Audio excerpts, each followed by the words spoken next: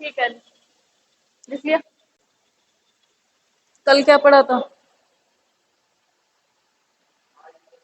Article 19, right to freedom. Freedom, ये भी right to freedom का ही पार्ट है, बट आर्टिकल 19 किसके लिए बात करता था? सिक्स राइट्स है ना। फ्रीडम ऑफ स्पीच है, स्पीच और एक्सप्रेशन एक में ही है। फ्रीडम ऑफ मूवमेंट हो गया, freedom of trade, freedom of assembly, और कौन कौन से हैं?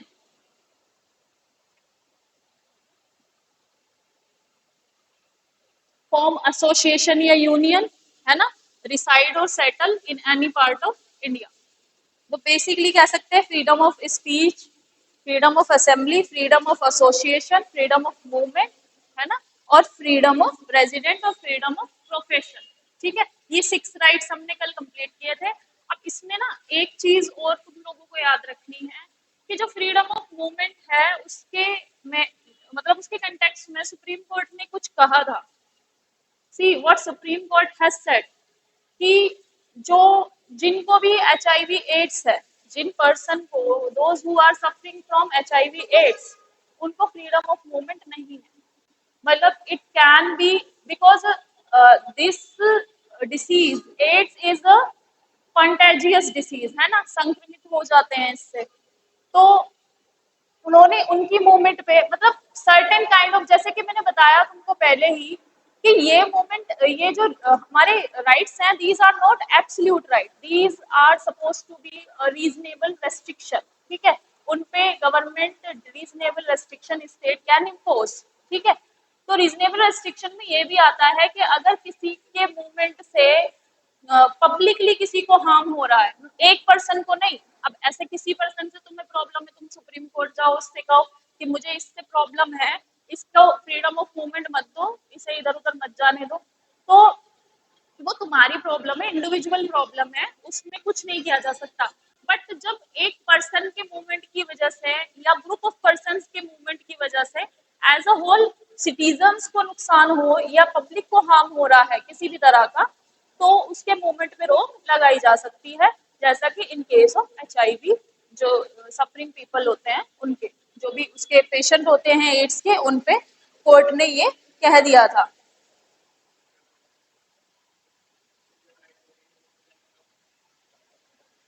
ठीक है, तो अब नेक्स्ट जो हमारा आर्टिकल है बेटा, ये आर्टिकल बात करता है protection in respect of conviction for offences. Conviction of offences यानी कि कहाँ पे सुरक्षा प्रदान की गई है कि किसी ने अगर कोई अपराध किया है, तो उस अपराधी को क्या क्या राइट्स मिले हुए हैं। ठीक है, देखो, this is a concept of, ये हमारे उसमें आता है कॉन्सेप्ट ऑफ नेचुरल जस्टिस। ठीक है, this is a part of natural justice.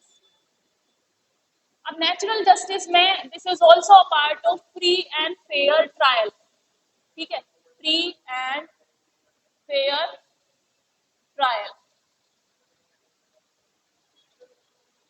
Free and fair trial. तो ये किसकी बात करता है? Grants protection arbitrary and excessive punishment to accuse person. ठीक है, ये प्रोटेक्शन ग्रांट करता है इन अगेंस्ट, इसमें यहाँ पे लिख लेना, प्रोटेक्शन अगेंस्ट आर्बिट्रेरी और excessive punishment to accuse person. देखो, जो पनिशमेंट लॉ में प्रिस्क्राइब नहीं है, वो पनिशमेंट किसी भी अक्यूज को नहीं दी जा सकती है। ठीक है, तो ये फ्री और फेयर ट्रायल की बात करता है। फ्री और फेयर ट्रायल क्या है कि आपको भी आपकी बात रखने का पूरा मौका दिया जाएगा, अगर वेदर यू आर कन्विक्ट और नॉट, यू आर अक्यूज्ड। ठीक है, यू आर नॉट ऑफेंडर। देखो, उसमें फर्क होता है। अगर आपको कन्विक्ट कर दिया जाता है, इसका मतलब, उसका मतलब ये रहता है कि आपने वो चीज की है। ठीक है, लेकिन जब तक आपने वो चीज नहीं की है, तब तक, वो तुमने फेमस वो सुनी होगी कोर्ट के, जब तक जो दोष है वो सिद्ध ना हो जाए, तब तक दोषी क्या होता है? निर्दोष होता है। ठीक है, तो जब तक प्रूव नहीं हो जाता, जो ऑफेंडर है दैट इज इनोसेंट। ठीक है, तो ये जो बात करता है इसमें 3 राइट्स की ये बात करता है।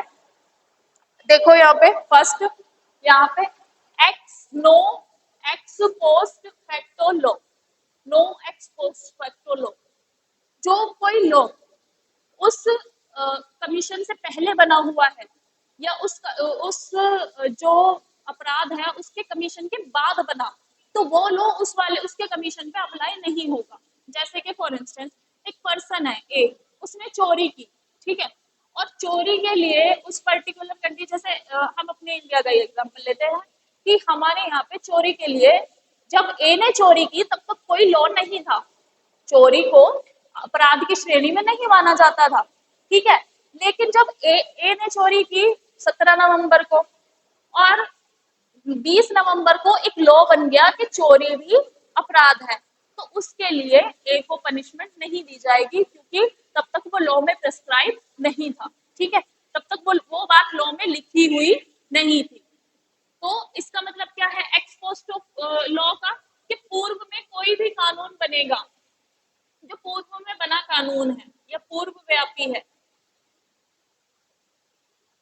ठीक है, कोई भी कानून उसके कमीशन के बाद बनता है, ऑफेंस कमिट करने के बाद बनता है, after offence committed, offence commit करने के बाद बनता है, तो वो लॉ उस पर अप्लाई नहीं होगा, ठीक है। सिंपल चोरी वाला एग्जांपल सबसे बेस्ट है। ऐसे याद रखो कि कोई भी लॉ अगर उसके कमीशन करने के बाद बनता है, उसने जो अपराध किया है उसके बाद बनता है, तो वो उस पर अप्लाई नहीं होगा, ठीक है। लेकिन चोरी, ये मत सोचना कि चोरी हमारे यहाँ पे अपराध नहीं है, आईपीसी की 378 में चोरी इज अ क्राइम, ठीक है। अब इसमें no ex post facto law समझ आया कि किसी भी कमीशन से पहले, किसी भी अपराध के कमीशन से पहले वो लॉ नहीं है, और उसके जस्ट कमिट करने के बाद कोई लॉ फॉर्म हो जाता है तो उसके प्रोविजन उस पर लागू नहीं होंगे, ठीक है। जैसे कि फॉर इंस्टेंस अब जो आईपीसी है उसमें चोरी इज अ क्राइम, तो अब कोई भी चोरी करता है तो उस पे धारा 370 लग जाती है आईपीसी की, उसकी कार्यवाही उस पे 378 के, सॉरी नोट 70, 378 के हिसाब से उस पे कार्रवाई होगी, ठीक है। लेकिन अगर आईपीसी से बनने से पहले जो भी चोरियां हुई होंगी, अगर उस समय लॉ होगा, वो चोरी का जो लॉ है, कोई भी दंड या कुछ भी होगा वही उस पर अप्लाई होगा, आईपीसी अप्लाई नहीं होगी, ठीक है। लेकिन अब आईपीसी उस पर अप्लाई होगी बाद में। अब सेकंड जो इसका है, no double jeopardy, no double jeopardy, देखो इसमें क्या है, no person shall be punished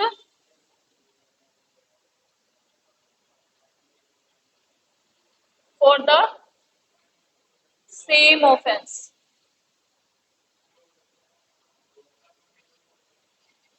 more than one।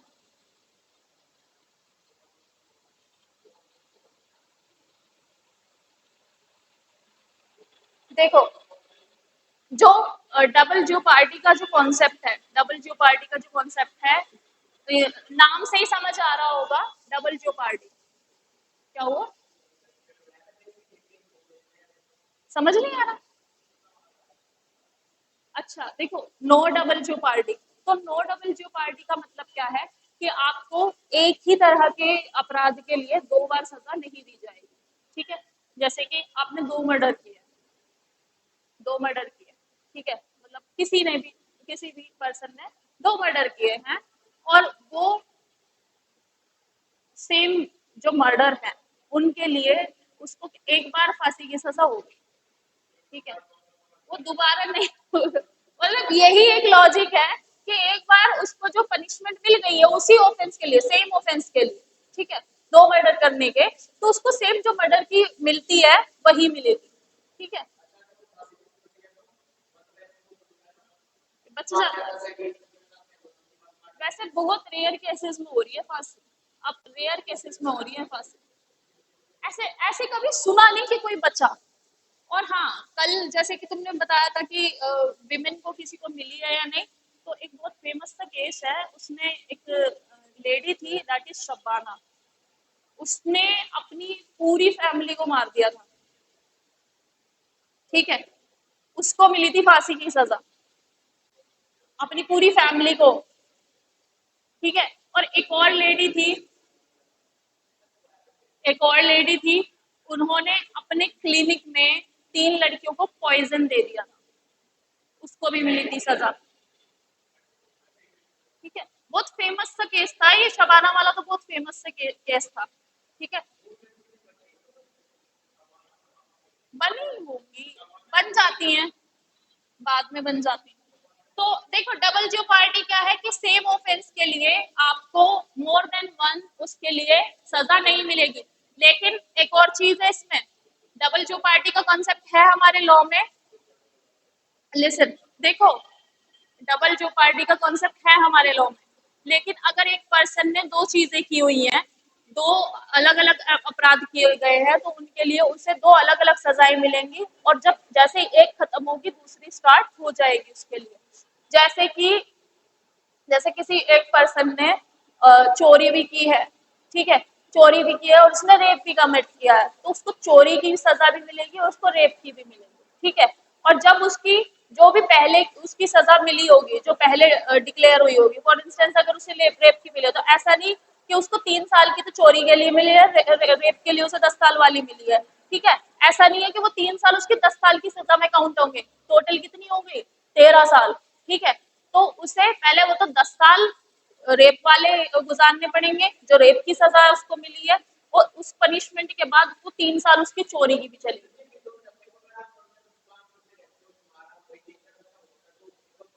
हाँ, कम कर देते हैं वो, कैरेक्टर पे डिपेंड करता है। देखो वहां पर भी क्या है, ये जो हमारा सिस्टम बना हुआ है, इसमें ज्यादातर क्या है कि अगर कोई भी पर्सन है और वो ठीक ठाक है, मतलब फर्स्ट टाइम में उसने किया है, he is not serial killer, और he is not danger to the public, तो उसके कंटेक्स्ट में क्या होता है, कोर्ट को भी पता रहता है कि ठीक है, इसका पहली बार है या अचानक से हुआ है या जैसा भी है, उनको पता रहता है, तो फिर वो क्या कर देते हैं, रिड्यूस कर देते हैं, अगर उसका अच्छा चलता रहता है तो सजा कम कर देते हैं। ठीक है, तो ये डबल जो पार्टी का कॉन्सेप्ट है कि कोई भी पर्सन एक सेम काइंड ऑफ ऑफेंस के लिए दोबारा उसको सजा नहीं मिलेगी। अब नेक्स्ट है बेटा, no self incrimination. No self incrimination में देखो,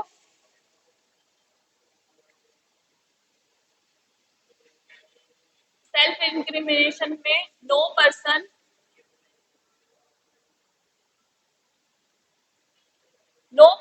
शैल be,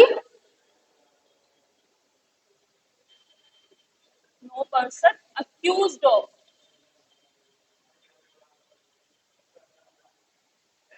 no person accused of any offence,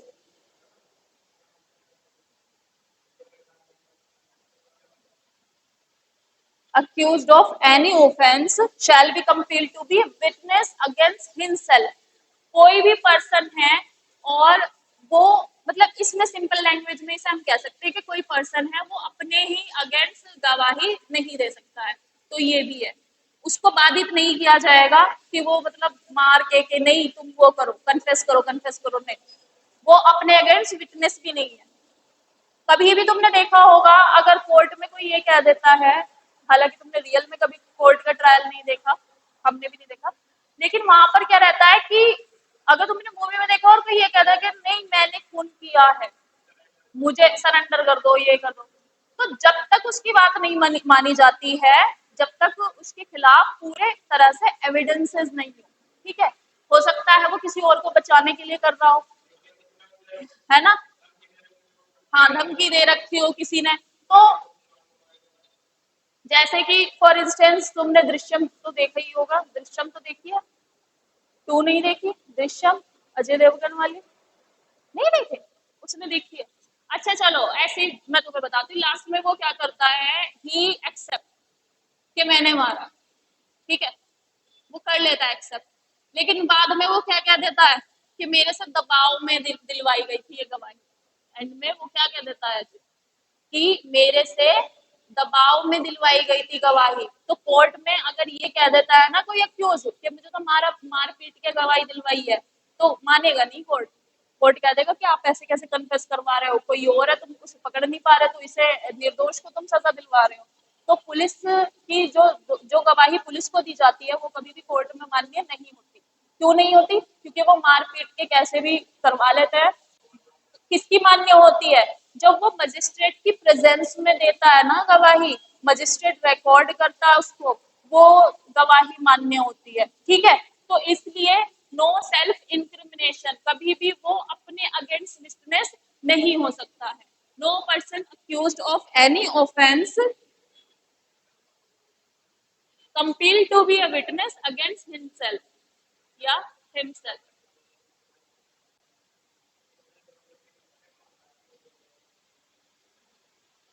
To be a witness against himself। इसमें ये ऐड कर लो, नो पर्सन शैल बी, एक तो मोर देन वंस जो पनिशमेंट होगी उसके लिए वो नहीं होगा दोषी, या उसको सजा नहीं मिलेगी। अगर एक से ज्यादा सेम काइंड ऑफ ऑफेंस है तो उसे नहीं होगी, लेकिन अगर अलग अलग है तो होगी। हाँ हाँ हाँ, उसका अलग से ट्रायल चलेगा, फिर दोबारा चलेगा। मतलब अगर तुम ऑलरेडी देखो, अगर तुम ऑलरेडी तुम्हें मर्डर के केस में ही मिली है, तो फिर पता है क्या करेंगे कोर्ट? तुम्हें सॉलिटरी कन्फाइनमेंट में डाल देंगे। सॉलिटरी कन्फाइनमेंट क्या होता है कि तुमको अलग प्रिजन में रखा जाएगा, अकेले तुम ही को। ठीक है, मतलब उसी पर्सन को अलग अलग सेल में रखा जाएगा। ठीक है, क्योंकि फिर वो क्या बन गया है, वो अदर जो अक्यूज्ड हैं उनके या तो दूसरी जेल में ट्रांसफर कर देंगे, जैसे कि तुमने ट्रांसफर होते देखे होंगे, आगरा जेल से तिहाड़, तिहाड़ से दासना जेल, और नहीं, दासना में तो नॉर्मल से ही आते हैं, ज्यादा डेंजर नहीं आते हैं। आगरा में, आगरा जेल में सबसे ज्यादा वो है लाइक के बहुत ज्यादा जिन्होंने ऑफेंस किया हुआ है ना, जो क्या बोलते हैं, टेररिस्ट वगैरह हैं, बहुत खतरनाक खतरनाक आगरा जेल में बंद है। तो सबको नहीं बताते। बाकी देखो, हमारी विजिट जानी थी आगरा जेल में, और वहां से जब हमने परमिशन के लिए वहां पे अप्लाई किया तो वहां से जवाब में नो आया।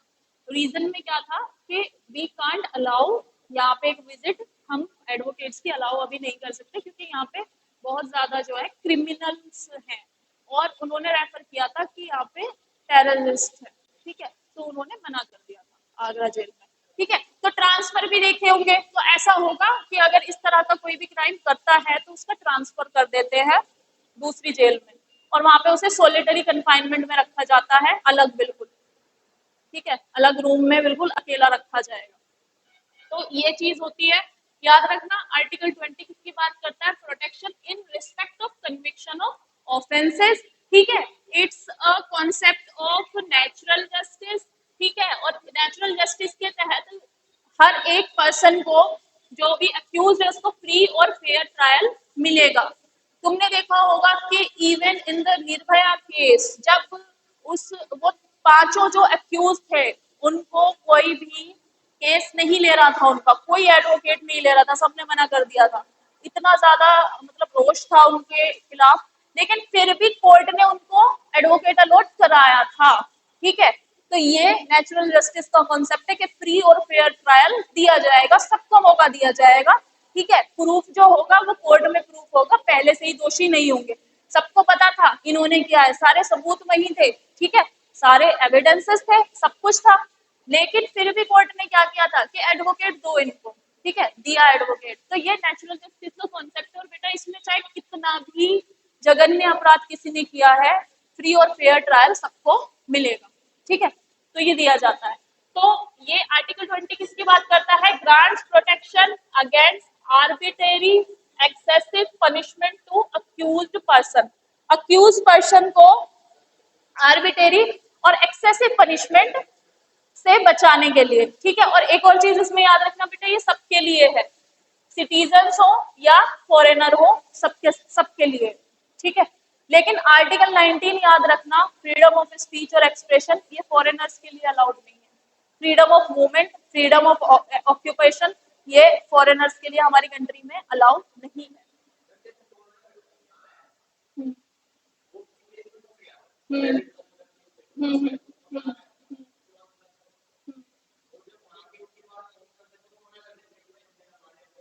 हम्म। हमारे लॉ के अकॉर्डिंग ट्रायल होगा। हमारे यहाँ हुआ है ना, हमारे यहाँ पे अगर उसने किया है ना अपराध, तो हमारे इंडियन लॉ के हिसाब से ट्रायल होगा और यही होगा। वो वहां पे भले ही मंगाना चाहे, हम यहाँ पे ट्रायल करेंगे। ठीक है, क्योंकि जैसे कि इन विजय माल्या के केस में अब हो रहा है, हम कितनी कोशिश कर रहे हैं उसे इंग्लैंड से मंगाने की, यूके से, लेकिन नहीं मंगा पा रहे हैं क्योंकि उन्होंने उनके खुद के जो लॉ है उनके हिसाब से वो कर रहे हैं वो चीज। ठीक है, यहाँ पर जैसे कि इंडिया के लॉ यूके के लॉ पे अब अप्लाई नहीं हो सकते, वैसे ही दूसरी कंट्री के लॉ हमारी कंट्री पे अप्लाई नहीं हो सकते। इसलिए अगर उसने ड्रग का जो भी इशू है उसने यहाँ पे कमिट किया है, तो यहीं के लॉ से ट्रायल होगा और उसे नहीं जाने दिया जाएगा। ऐसा बहुत केसेस में हुआ है जिन्होंने फॉरेनर्स ने यहाँ पे किया है। ठीक है, जैसे कि तुम टेररिस्ट के उसमें ले लो, ये अजमल कसाब था, पाकिस्तान ने बहुत हाथ पैर मारे कि हमारे यहाँ हम अपने यहाँ पे करेंगे ट्रायल या अपने यहाँ पे सजा दे देंगे, नहीं करने दिया हमने, हमारे यहाँ पे हुआ है। किसके लिए वो था वो जिम्मेदार? आमिर अजमल कसाब, नाम तो सुना होगा उसका, फांसी हो गई उसको। तुमने शायद सुना हो, ताज होटल में एक हमला हुआ था, बॉम्बे ब्लास्ट हुआ था 26/11। ठीक है, ही वॉज रिस्पॉन्सिबल फॉर 26/11 का इंसिडेंट। ठीक है, लेकिन पाकिस्तान ने बहुत कोशिश की, बहुत मतलब मैनिपुलेट करने की कोशिश की कि मंगा ले यहाँ से अजमल कसाब को, लेकिन हमने फांसी दे दी, खत्म करा। एक और था, एक और था याकूब मेमन, एक था याकूब मेमन। ठीक है, उसको भी मिल गई। तो ये है, हमारे यहाँ पे हुआ तो हमारे लॉ के हिसाब से ट्रायल होगा। और ये भी तुमने देखा होगा, तुम मूवी तो देखते ही है कि बाहर अगर किसी का ट्रायल होता है तो वहां पर वो फंस के ही रह जाते हैं। तो हमारे यहाँ की तो फिर भी लेस रिजिड है लॉ, बाहर के लॉ तो और भी ज्यादा रिजिड है। ठीक है, तो ये याद रखना आर्टिकल 20, और ये तीन प्रिंसिपल याद रखना। और दिस इज नॉट एंड, यही आर्टिकल अभी कंटिन्यू रहेगा, क्योंकि बेटा इसमें एक केस है गोपालन केस, वो भी तुमको मैं बताऊंगी। फिर मेनका गांधी का केस है वो, ये सारी जो केसेस हैं इनके बारे में हम डिटेल में कल और पढ़ेंगे।